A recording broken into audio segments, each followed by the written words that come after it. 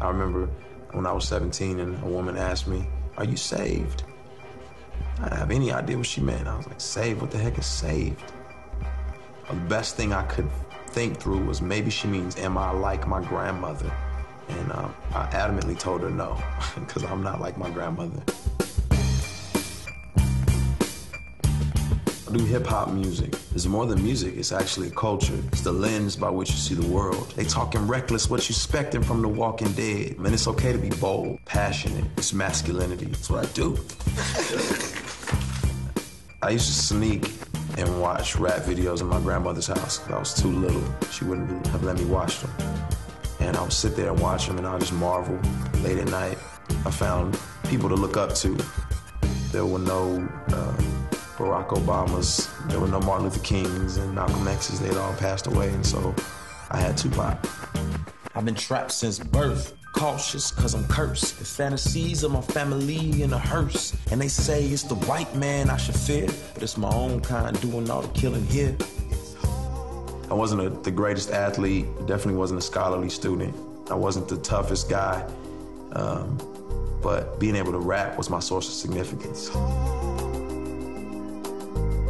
I grew up wrestling with significance because my father and my mother weren't together. Never met my father. He became a drug addict and kind of let his life crumble. I felt like my dad was this piece of my life that I needed to have to feel like I was somebody. Having a single mother who worked a lot, you know, she just had to entrust me in the care of family members and different people a lot of times. I experienced abuse as a kid. I experienced neglect and you know, different kind of things. And so I was just wanting real significance, and I didn't feel like I was gonna get it trying to be this manicured, good, all-around student and person.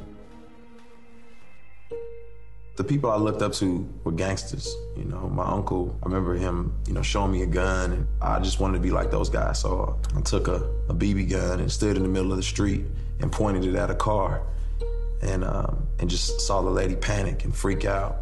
And for me, that was just fun. I didn't have anything to do.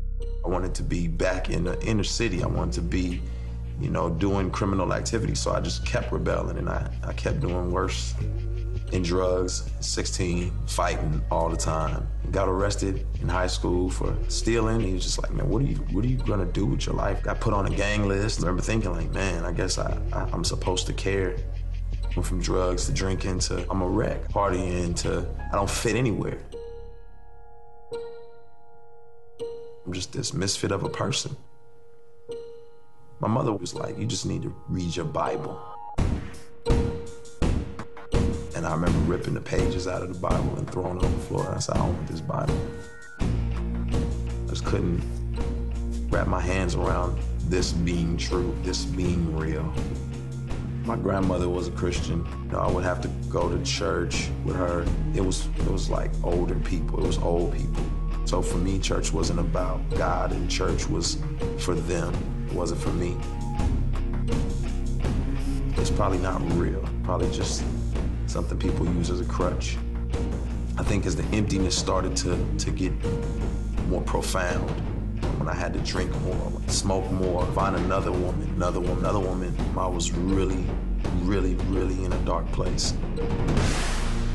5:46 in the morning, tossing and turning, chest burning. Sermons in my head keep reoccurring. Having visions in my head of a kid crying at the feet of the Father for all the wrong things that he did. Now I'm sweating in my sheets, can't sleep cause my mind keep telling me I'm 6 feet deep.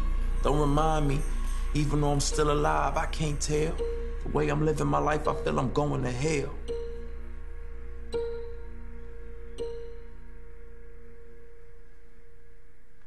I got invited by a friend to a conference, and you know, I'm really just more excited about being in a big city. I'm more excited about there being girls. I'm more excited about just what the city brings. I'm not really concerned about the conference. So I get to the conference, and I see guys who have been shot from being in gangs. I see, you know, girls who were extremely promiscuous in the past. I see rappers. I see dancers. I see singers. I see people who came from the same background I came from, and they still embodied who they were culturally, but they were all in love with Jesus. And I'd never seen that before. And then I saw another group, and they were sold out for Jesus, and they were rapping, and you heard about it in their songs, and I was just like, what in the world? And as I listened to the lyrics, I was like, man, I don't know this. I don't understand this God they're talking about. And then finally, someone got up and said, do you know you've been bought with a price?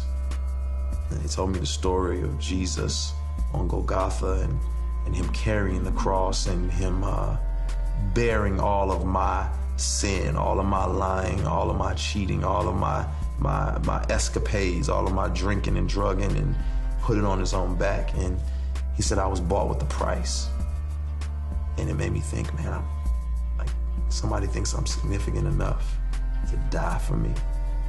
Somebody thinks I'm significant enough to climb up this mountain with this cross on his back and take nails in his wrists and his feet for me. I remember articulating like, God, get me out of this, just don't kill me. Do whatever you gotta do to get me out of this, just don't kill me.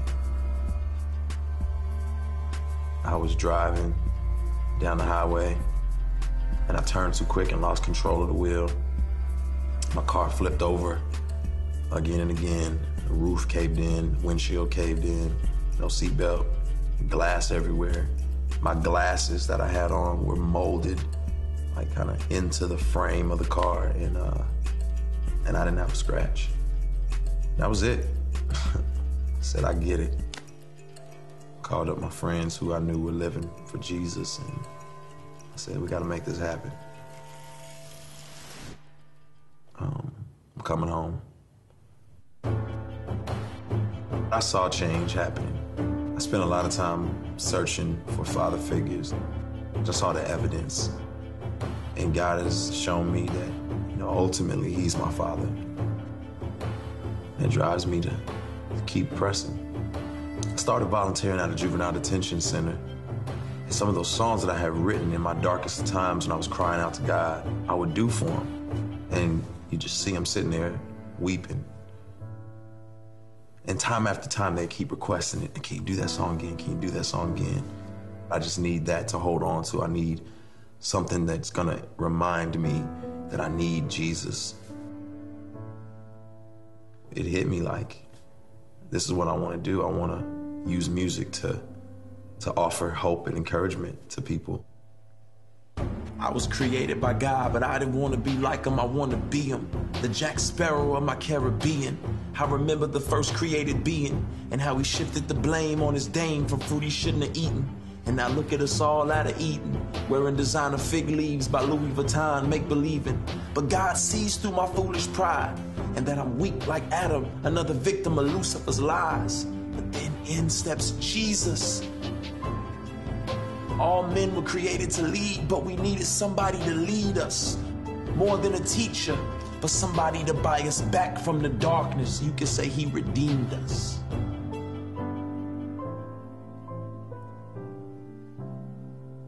I've learned to stay close to my source of significance, to my source of worth. And that's God. My name is Lecrae, and I am second.